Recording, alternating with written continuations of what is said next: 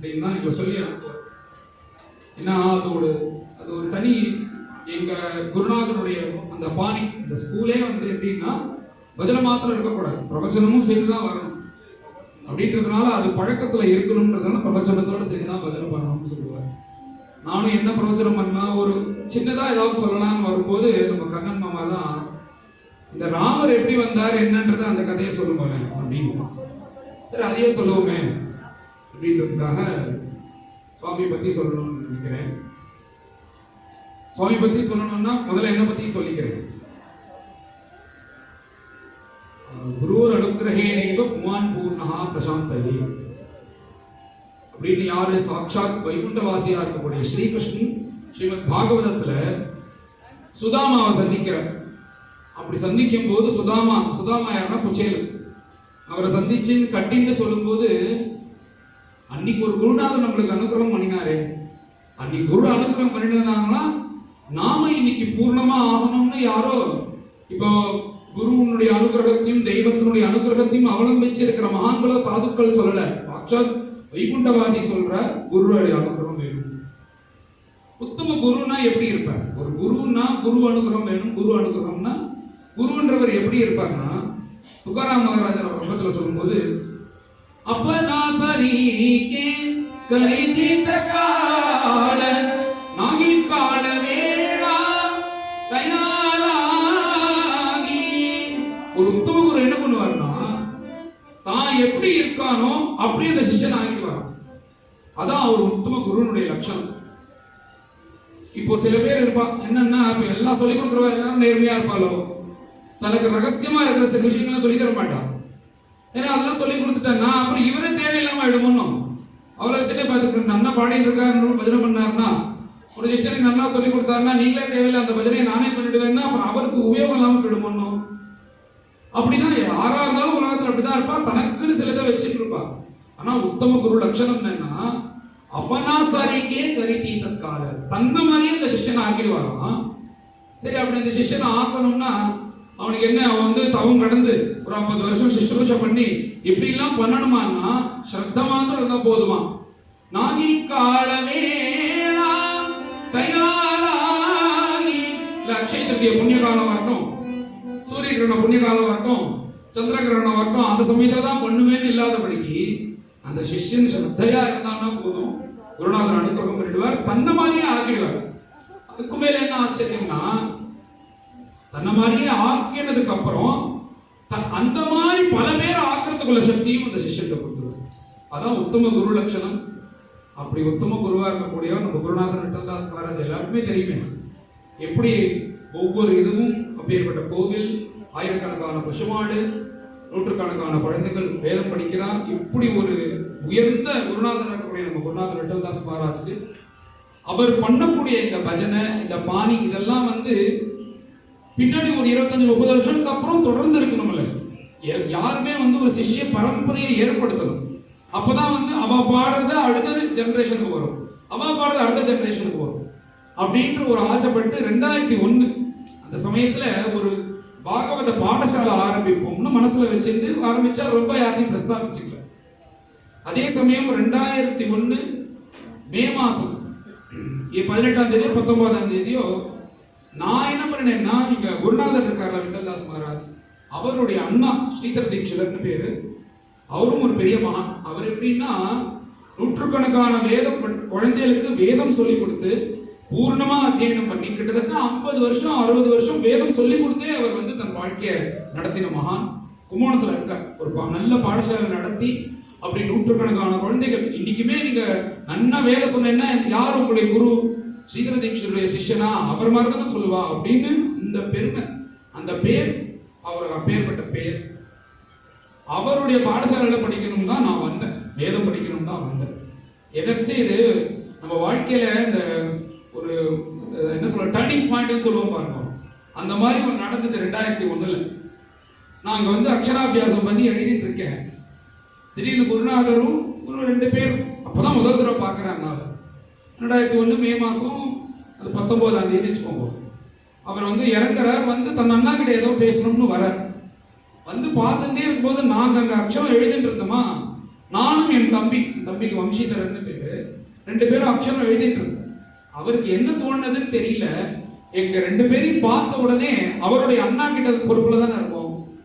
உடனே வந்து இவா 2 பேரையும் நான் அழிச்சுட்டு போயிடுறேன், நான் எப்படி எல்லாம் வேதம் பாடசாலை இந்த மாதிரி பஜனை எல்லாத்தையும் சொல்லிக் கொடுக்க போறேன், இந்த குழந்தையெல்லாம் நான் அழிச்சுட்டு போயிடுறேன் அப்படின்னாரு.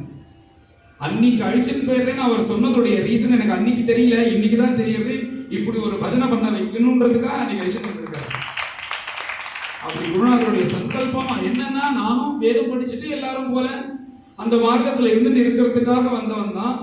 அவர் மாத்தி விட்டது என்ன ஆச்சுன்னா, குருநாதர் மாதிரியே பஜனை பண்ணி பிரவச்சனம் பண்ணணும்ன்றது போல ஒரு சங்கல்பம் அன்னிலேருந்து இன்னி பரியந்தும் குருநாதர் கூட தான் இருக்கு. ஸோ குருநாதர் கூடயே இருந்து அண்ணாவுடைய ஸ்பெஷாலிட்டி என்னன்னா, எந்த இடத்துல எப்படி நடந்துக்கணும், என்ன பண்ணினா அவர்களுக்கு தேவை. இப்போ எனக்கு வேதாந்தம் தெரியும், ஜென்மாதிசயம் பாகவத முதல் ஸ்லோகம் அது முழுக்க வேதாந்தம், அதை எடுத்து 3/4 மணி நேரம் பிரோச்சனம் பண்ண தெரியும். நான் பண்ணிட்டேன்னா நீங்க எல்லாரும் ஒவ்வொருத்தரா எழுதி போக ஆரம்பிச்சிரு. ஒருத்தர் காஃபி குடிப்பா, ஒருத்தர் அங்கே ஸ்நாக்ஸ் சாப்பிடுவா, இன்னொருத்தர் போவா. இப்படியே 10 8 ஆகும், 8 7 ஆகும், 7 4 3 2 பேர். அப்புறம் நானும் இந்த ஃபோனும் கேமரா ஒட்டி தான். அதுக்குன்னு செலக்டடான அதிகாரிகள் தான் இருப்பாங்க. அதுக்காக அது மட்டும்னு கிடையாது, அதுக்கு நம்மளுக்கு புரிஞ்சிக்க முடியல. அதனால என்ன சொல்றதுன்னா, அந்த பிரசன்டேஷன் ரொம்ப முக்கியம். யாருக்கு என்ன தேவையோ அதை கொடுக்கணும். அந்த மாதிரி அண்ணா கூட இருந்து 20 வருஷத்துல அதுதான் கத்துக்கிட்டோம். நாங்க எங்களுக்கு பாடம்னு பார்த்தா பெருசா உட்காந்துன்னு சொல்லி கொடுத்த மாதிரி எங்களுக்கும் படிச்ச மாதிரிலாம் ஞாபகம் இல்லை. பஜனைக்கு போவோம், இந்த மாதிரி உட்காந்துப்போம் மேடையில, அண்ணாவை ஃபாலோ பண்ணுவோம். அவர் வாழ்க்கையே தான் எங்களுடைய பாடம். அவர் எப்படி இருக்கார், யார்கிட்ட எப்படி பேசுறார், என்ன பண்றார், உற்சவம் போது எப்படி இருக்கார், அப்புறம் சாதாரண நாள்ல எப்படி இருக்கார், கிரைசிஸ் வரும்போது கஷ்டம் வரும்போது எப்படி இருக்கார், ஒரு ப்ராப்ளம்னு வந்தா அதை எப்படி ஹேண்டில் பண்றது, டக்குன்னு டவுன் ஆயிடக்கூடாது இல்ல, பேலன்ஸ்டா இருந்து இதெல்லாம் அவரை பார்த்து கத்துட்டு தானே. அப்படி கத்துட்டு ஒரு அண்ணா கூடயே ஏதோ 7 வருஷம் 8 வருஷம் 10 வருஷம் இருக்கலாம்னு வந்து 21 வருஷம் ஓடி போயிடுது. அதே மாதிரி 20 வருஷம் ஓடிடுது. இப்போ வாழ்க்கையில இன்னொரு டர்னிங் பாயிண்ட்.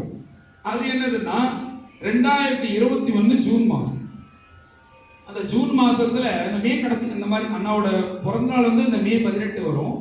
அதை ஒட்டி முடிஞ்சதுக்கு அப்புறம் திடீர்னு அண்ணா எதிர்த்து கும்பகோணம் போனார். கும்பகோணம் போயிருந்த போது அவருக்கு ஒரு எப்பயுமே ஒரு மோகன் ராம்னு ஒருத்தர் இருப்பார். அவர் நல்ல சிற்பம் பண்ணக்கூடியவர், பிரசித்தம், எல்லாருக்குமே தெரியும் அந்த லைன்ல இருக்கிறவா. அவர் நிறைய நம்ம அண்ணா வச்சுட்டு இருக்கிற கிருஷ்ணர் ஆராதனை பண்ண அவர் கொடுத்ததுதான். அப்படி அவர் கும்பகோணத்துல இருக்கிறவர். அவர் ஆத்துக்கு போயிருந்த போது இந்த சுவாமி இவா 4 பேரும் அங்க சித்தமா இருந்தார். அண்ணாக்கு என்ன தோணுனதுன்னு தெரியல, திடீர்னு போன உடனே இவா 4 பேரும் நான் அழிச்சுக்கிறேன் அப்படின்ட்டார். இவா என்னமோ வந்து அந்த அண்ணாக்காக காத்துட்டு இருந்தது போல இருக்குது. இவா 4 பேர் அப்படியே அங்க அழிச்சுன்னு வந்தார். இந்த மாதிரி நிறைய பேர் வருவா கோவிந்தபுரத்துக்கு. பாண்டவன் வருவா, கிருஷ்ணர் வருவா, இது மாதிரி நிறைய பேர் வந்தா அண்ணா என்ன பண்ணுவார்னா, முதல்ல தன்னாத்துல வச்சுப்பார். நித்திய ஆராதனை பண்ணும்போது நைவேத்தியம் இத்தியாதிகள்லாம் பண்ணிட்டு யார் அதுக்கு தகுந்த ஆசாமியோ அவள்கிட்ட கொடுப்பார், இல்லைன்னா தன்கிட்டே வச்சுருவார். இப்படிதான் வந்து எப்பயுமே நடக்கக்கூடியது. இவர் வந்த முகூர்த்தம் என்னன்னா, திடீர்னு அண்ணாக்கு என்ன தோணுனது இல்லை. சாதாரண ஒருத்தர் வந்தான்னா எப்படி ஆரம்பிப்பா, 1 2 3 4 தானே போகும்.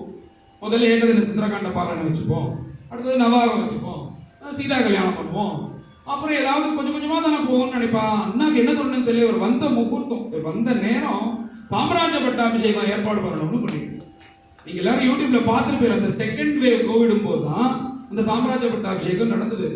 சாம்ராஜ்ய பட்டாபிஷேகம்னா சாதாரண விஷயம் இல்ல. 4 வேதம் முழுக்க பாராயணம் பண்ணணும். அத்தனை வேதமும் அதுல நிறைய சாக்கைகள்லாம் இருக்கு, அத்தனை பாராயணமும் நடக்கணும். 108 பேர் ஸ்ரீமத் வால்மீகி ராமாயண பாராயணம் உட்கார்ந்து படிக்கணும். அப்புறம் அந்த சாம்ராஜ்ய பட்டாபிஷேகத்துக்காக அங்கமாகக்கூடிய ஹோமங்கள் அதெல்லாம் தினமும் பண்ணணும். அதை வச்சு சுவாமிக்கு அபிஷேகம் பண்ணணும். பஜனம், தனியா பஜனம் நடக்கணும். அந்த அந்த சாம்ராஜ்ய பட்டாபிஷேகத்துக்கு அங்கமா இருக்கக்கூடிய பிரவச்சனம் சாதனம் பண்ணணும். இத்தனையும் பண்ணி சாஸ்திரோக்தமா எல்லாத்தையும் பண்ணி, இதுக்கு மேல பாரத தேசத்துல எத்தனை நதிகள் இருக்கோ அத்தனை நதிகள் இருக்க ஜலத்தையும் எடுத்துன்னு வரணும். அந்த சமயத்துல நம்மளுக்கு எவ்வளவு முடியுமோ அவ்வளவு ஜலம் எடுத்துன்னு வந்துட்டோம். அங்கங்க போய் ரொம்ப சஞ்சாரம் பண்ண முடியாத சமயம். அப்புறம் 4 சமுத்திரத்தினுடைய ஜலமும் வேணும் அந்த பட்டாபிஷேகம் பண்றதுக்கு. அதனால எவ்வளவு முடியுமோ அத்தனை ஜலத்தையும் சேகரிச்சு கொண்டு வந்து அது ஒரு பெரிய கலசமா வச்சு அப்படி ஒரு அமோகமா. அதுக்கு முன்னாடி குருநாதர் வந்து அந்த 87 நாளோ 88 நாளோ ஒரு ராமாயணம் சொல்லியிருக்காரு, யூடியூப்ல இருக்கு. அது மாதிரி இனிமே நபூதோ நபவிஷ்யத், அந்த மாதிரி ஒரு ராமாயணம் என் ஜென்மம் நான் யாரும் கேட்டதில்லை. சுந்தரகாண்டம்லாம் ஒவ்வொரு சர்க்கமா கதை சொல்லிட்டு வந்தார். ஏதோ எங்க எல்லாருக்கும் அந்த ராமாயணத்துக்குள்ளேயே வாழ்ந்தது போல இருந்தது. அந்த ஒரு கோவிட் சமயத்துல அந்த 80 நாள் அதை முடிச்சுதான் இது ஏற்பாடாச்சு. அப்படி ஒரு சாம்ராஜ்ய பட்டாபிஷேகம் சரியாக ஜூன் 21ஆம் தேதி 21/6/2021 அன்னைக்கு ஒரு சாம்ராஜ்ய பட்டாபிஷேகம் கோலாகலமா நடந்து எல்லா ஜலத்தையும் அபிஷேகம் பண்ணி சுவாமிக்கு எல்லாத்தையும் இது பண்ணி ரொம்ப கோலாகலமா நடந்து எல்லாரும் சந்தோஷமா பார்த்துட்டு இருக்கும் போது வாழ்க்கையில இன்னொரு ஒரு மாற்றம் என்ன பண்ணினார்னா, என்னையும் என் தம்பியும் அதே மாதிரி எப்படி அங்கேயும் வச்சுட்டு வந்தாரோ இப்ப கூப்பிட்டு இந்த ராமர் உங்களுக்கு தான், நீங்க ஆராதனை பண்ணுங்க அப்படின்னு கையில கொடுத்துட்டாங்க. கொடுக்கும்போதே குருநாதர் என்ன சொன்னார்னா, பிரேமிக்க சம்பிரதாய பద్ధதி நம்ம ஸ்ரீ ஸ்ரீ கிருஷ்ண பிரேமி என்ன இருக்காங்க, அவ கிருஷ்ணரும் பாடியிருக்கார், ராமரை பத்தியும் நித்தியோத்சவ பద్ధதி இருக்கு அவருக்கு. அதை வச்சுட்டு நீங்க பூஜை பண்ணிட்டு வா அப்படின்னு சொல்லி கொடுத்தார். 2021 ஜூன் 21/6/2021 அன்னிலேருந்து இது பர்யந்தம் அவருக்கு அந்த பிரேமிக சம்பிரதாய பద్ధதியில தான் நம்ம ஆதிலே ஒரு தனி ரூமை ரெடி பண்ணி அவருக்கு நித்தியா ஆராதனை பண்ணிட்டு வர. இவருடைய ஸ்பெஷாலிட்டி என்னன்னா, இவர் வந்ததுக்கு அப்புறம் டெய்லி ஆராதனை நடந்துட்டே இருக்கும். நம்மளுக்கு சில மாற்றங்கள் தெரியும்ல பர்சனலா. நம்ம ஆத்துல ரொம்ப நாளா நடக்க வேண்டிய கல்யாணம் ஒண்ணு ரொம்ப தள்ளி போயிட்டே இருக்குது. இவர் வந்த நேரம் நடந்துருக்கு. உடனே தீராத ரோகம் கஷ்டப்பட்டுன்றதவா அவ ரோகமும் தீர்ந்துருக்கு. இது எல்லாத்தையும் விட நம்ம வெளியில சொல்லிக்க முடியாத கஷ்டம் எல்லாருக்குமே இருக்குமே மனசுல. அதை யாருக்குமே சொல்ல முடியும்?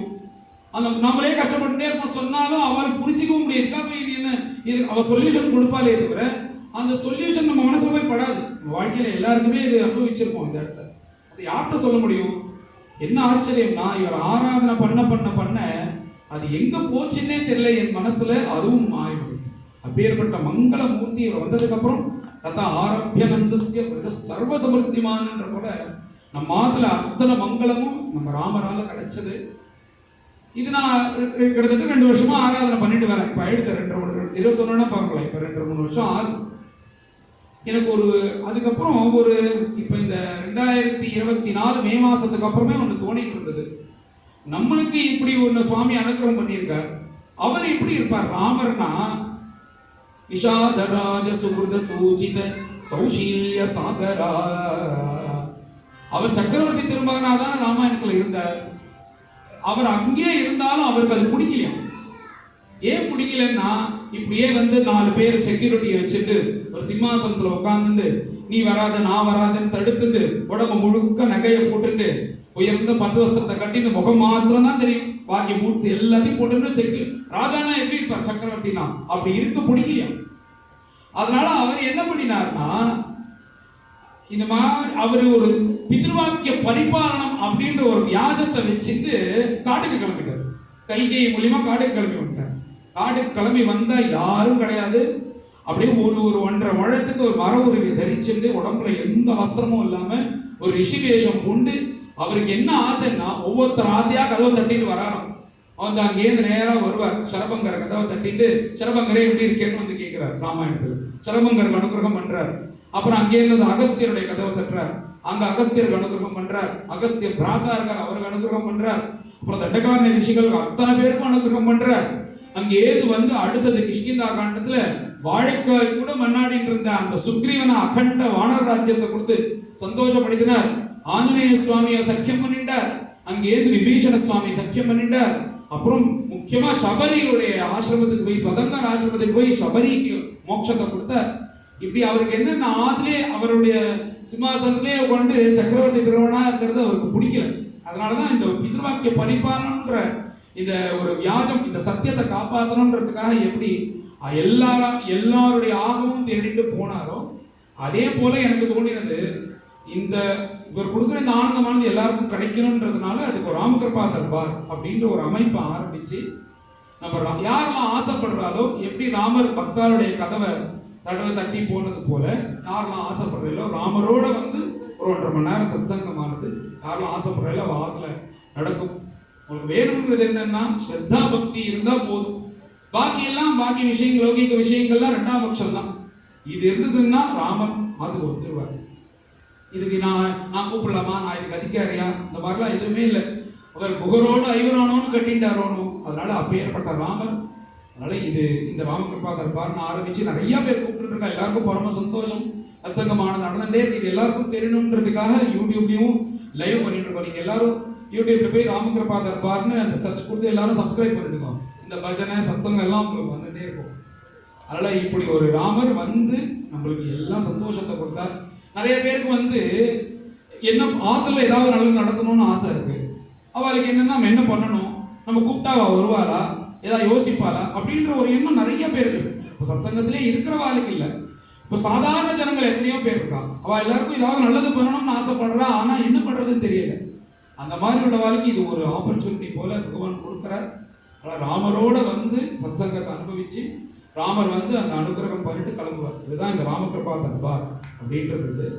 இன்னும் என்னன்னா, சில பேர் ஏதாவது ஒரு விசேஷமான நாட்கள், குழந்தைகள் ஆத்துக்கு வந்து குழந்தையினுடைய ஜென்மதினமோ அல்லது கல்யாண நாள் வந்தாலோ இல்லை இந்த மாதிரி ஏதாவது மங்கள தினங்கள் அப்படின்னு வரும்போது வச்சுக்கணும்னு நினைச்சா கூட அந்த நம்ம யூடியூப் சேனல் ராமகிருபா தர்பார்ல கான்டாக்ட் நம்பர் இருக்கு. அதுக்கு நீங்க தொடர்பு கொண்டீங்கன்னா யாராவது என்ன பண்ணணும்ன்றத பண்ணலாம். இதுதான் நம்ம ராமகிருபா தர்பாருடைய சுருக்கமான இது. அதனால நிறைய கதைகள் கேட்டிருக்கார். அவருடைய கதையை அவர் கேட்பது போல நம்ம கண்ணன் மாமா நடத்திட்டார். ரொம்ப இங்கே சன்னிவேஷமே ரொம்ப நல்லா இருக்கு. நீங்கெல்லாம் இவ்வளோ சத்தியா நான் யாருமே தேவையில்லை போல இருக்கு. நீங்களே பஜனை உங்களை வச்சுட்டே பண்ணிடலாம் போல இருக்கு பஜனை. ஸோ வாத்திய வாசிக்கிறோம் மாத்திரம் இருந்தால் போதும். அப்படி இருக்கு. அப்படி அவ்வளோ சத்தியா நீங்க இவ்வளோ நல்லா இருக்கு. சரி, எத்தனை பேர் இருப்பா என்ன இருப்பா. எனக்குமே இப்போ தொடர்ந்து ஒரு 4-5 நாளா நம்ம அங்கெல்லாம் ரொம்ப இங்கெல்லாம் பார்த்துருப்பேன். என்ன ஒரு நியூ இயர் பஜனை.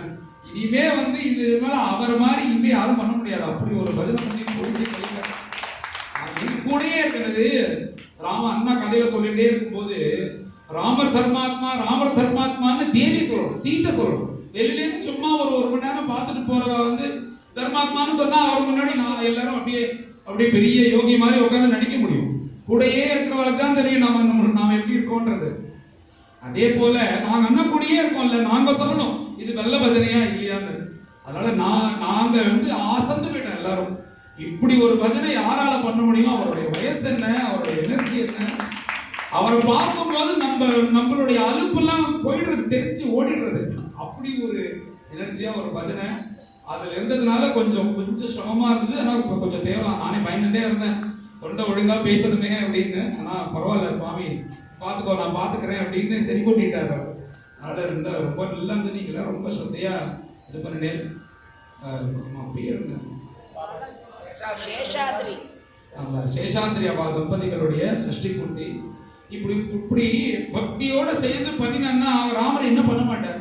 இப்படி பண்ணிட்டோம்னா அவர் கடனாளி ஆயிடுவார். இவ்வளவு ஸ்ரத்தையா பண்ணும்போது கண்டிப்பா க்ஷேமத்தை கொடுப்பார். கஷ்டம்ன்றது வாழ்க்கையில வரும். கஷ்டம் வரலன்னா நான் அப்படியே பகவானை பார்த்துனேன், கோயிலுக்கு போனேன், எனக்கு கஷ்டம் வந்துருதுன்னு பேசவே கூடாது. கஷ்டம் எல்லாருக்கும் வரும்.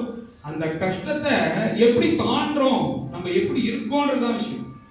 ஏன்னா துரத்தியம் கௌரவ சைன்ய சாகரம் ரித்வாதரன் வத்சபதம் ஸ்ம யத்லவாஹா அப்படின்னு பாகவதத்துல சொல்லும்போது பரீட்சித்தினுடைய தாத்தா அவெல்லாம் யாருன்னா அர்ஜுனன், தர்மபுத்திரர், இவா எல்லாரும். இந்த கௌரவ சைன்யத்தை வர்ணிக்கும் போது ஒரு பெரிய சாகரம் போல வர்ணிக்கிறார். சமுத்திரம், பெரிய சமுத்திரம். அதுல சுறாமீன் திமிங்கலம் இருக்கிறது போல பீஷ்மர், துரோணர், கர்ணர் இவா எல்லாரும் இருந்தா அது பெரிய சமுத்திரம் தான். சமுத்திரத்தை மனுஷனால தாண்ட முடியுமா? ஒரு கப்பல்னால வச்சிருந்தானே தாண்ட முடியும். அதுவும் மாச கணக்கா டிராவல் பண்ணாதானே டிராவல் முடியும். அப்பேற்பட்ட சமுத்திரத்தை தாண்ட முடியாதுன்றதுதான் வாஸ்தவம். ஆனா கிருஷ்ணர் என்ற கிருபை இருக்கும் போது அவ எப்படி தாண்டினான்னா வத்ச பதம் ஸ்ம யத்லவாஹா. எப்படின்னா இப்போ கிராமத்துல இருந்தா தெரியும் உங்களுக்கு. இப்போ கிராமத்துல எல்லாம் தார் ரோடு கிடையாது, மண் ரோடு தானே. அங்க என்ன மழை பெஞ்சிருக்கு, அதனால அந்த மண்ணில் கொஞ்சம் சேரா இருக்கு. அப்பதான் போற அந்த கண்ணுக்குட்டி வந்து துள்ளி குடிச்சு ஓடுறது. அப்படின் போது அந்த கண்ணுக்குட்டியுடைய பாதம் அச்சானது அந்த தரையில இருக்கு. அது இருக்கு போயிடுது, திருப்பி தூத்தல் போடுறது. அப்படி தூத்தல் போட்டா அது ஒரு சின்ன குழம்பு மாதிரி இருக்கு, அதுல ஜலம் தேங்கி இருக்கு. அதை தாண்டறதுக்கு ஒருத்தன் எவனாவது பின்னாடி ஓடி போய் நல்ல வேஷ்டி எல்லாம் தூக்கி கட்டிட்டு லாங் ஜம்ப் பண்றது போல வந்து தாண்டுவானோ யாராவது? நாம நடந்து போயிட்டே இருக்கும் போதே அது தானாவே அடிபட்டு போயிடும். அப்படி சொல்லும் போது இப்பேற்பட்ட கௌரவ சைன்ய சாகரத்தை பகவான் எப்படி தாண்ட வச்சார்னா, இந்த கண்ணுக்குட்டினுடைய குழம்பு அடியில தேங்கிறது ஜலத்தை தாண்டறது எவ்வளவு சுலபமா தாண்டினாலும் அப்படி தாண்டினா எங்க தாத்தாலாம் பகவத் கிருபைனாலன்னு சொல்றார் பாகவதத்துல. அது போல நம்ம பகவான் கிட்ட அண்டி அவரை நம்பி இருந்தோம்னா கஷ்டங்கள் வரும். அதை எப்படி அந்த சாகரத்தை சின்னதா தாண்டி வச்சது போல நம்மளை தாண்டி வச்சிருவார். இதுதான் சத்தியம். கஷ்டம் வராதுன்னு சொன்னா நம்பவே நம்பாதீங்க. கஷ்டம் வரதான் வரும், பிராரத்தம் இருக்கதானே இருக்கு. ஆனா அந்த பகவத் கிருபையினால நம்ம சுலபமா தாண்டிடுவோம். அதுதான் உண்மை. அதனால எல்லாருக்கும் ராமர் க்ஷேமத்தை கொடுக்கணும். தம்பதிகளுக்கு மேல மேல ஆயுசு கொடுத்து நிறைய தர்மங்கள் பண்ணி அவளு மேல சஷ்டி பூர்த்தி சதாபிஷேகம் எல்லாம் பண்ணிட்டு சௌக்கியமா இருக்கணும். அதுக்கு மேல நம்ம கண்ணன் மாமா அவர் சொன்னார் 2 மாமாங்கமா தெரியும். வாஸ்தவமா 24 வருஷமா தெரியும் மாமாவை. இங்க சின்ன குழந்தையிலேருந்து பார்த்துட்டு இருக்க. நம்மளுக்கு அப்படியே வந்துட்டு இருக்கவா நன்னா பிரஜனம் பண்ணி பிரவச்சனம் நன்னா வந்தான்னா ஒரு அப்பா பையனை பார்த்து சந்தோஷப்படுவாங்க. அந்த மாதிரி சந்தோஷப்படுவார் மாமா. அப்படி ஒரு மனப்பான்மை அவருக்கு. நன்னா பாடினா யாரா இருந்தாலும் சரி, நன்னா பிரவச்சனம் பண்ணினா யாரா இருந்தாலும் சரி, இப்படி ரொம்ப நன்னா சொன்னியப்பான்னு அப்படி சொன்னாதானே சொல்றவங்களுக்கும் சந்தோஷமா இருக்கும். அதனால அப்படி ஒரு சந்தோஷப்படக்கூடிய ஒரு நல்லது நடந்ததுன்னா அதை பார்த்து சந்தோஷப்படக்கூடிய அவர் தான் சொன்னார், இந்த சத்சங்கம் ஏற்பாடு பண்ணணும், நீங்க நடத்தி கொடுக்கணும்னு விஷயம் இருக்குமா அப்படின்னு சொன்னேன். முதல்ல ஒத்துக்கும் போது என்னடா இந்த சமயத்தில் ஒத்துட்டமே, நம்ம தொண்டை ஒத்துழைக்குமான்னு தான் ஒரே கவலையா இருந்தது. ஆனா இங்க பார்த்தோன்னே ரொம்ப மிஸ் பண்ணிருப்பேன். இது நம்ம வேற நாள் வச்சுக்கலாம், யாரையாவது அனுப்பலாம் நினைச்சிருந்தேன்னா இந்த சன்னிவேஷம் உண்மையாவே ரொம்ப மிஸ் பண்ணிருப்பேன். அப்படி ஒரு ஸ்ரத்தையா நீங்க எல்லாரும் இருக்க.